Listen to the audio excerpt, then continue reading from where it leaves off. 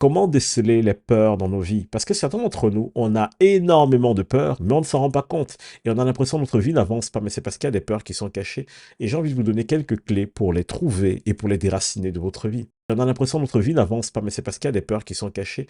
Une première question que vous pouvez vous poser pour déraciner les peurs, c'est quels sont les sujets que j'évite ou quels sont les sujets qui me mettent mal à l'aise? Parce que si certaines choses vous mettent mal à l'aise au moment où on en parle, ça veut dire que vous avez peur de quelque chose. Ça veut dire qu'il y a un truc derrière qu'il faut adresser. Il n'y a aucun sujet, aucune situation de votre présent, passé ou futur qui devrait vous mettre mal à l'aise.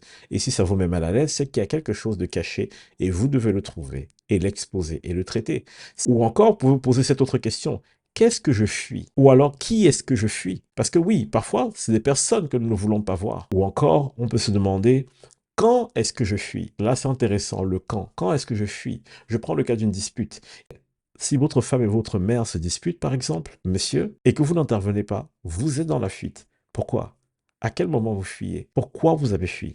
De quoi avez-vous réellement peur? Certaines personnes ne prennent pas une action parce qu'elles ont peur de perdre l'amour de l'un ou de l'autre. Mais je vais vous dire une chose, dans tous les cas, vous venez de choisir, vous allez certainement perdre l'amour des deux. Donc c'est une façon de nous expliquer que si nous n'allons pas à la chasse aux peurs dans notre vie, un jour elles se manifestent et elles nous paralysent et elles nous bloquent.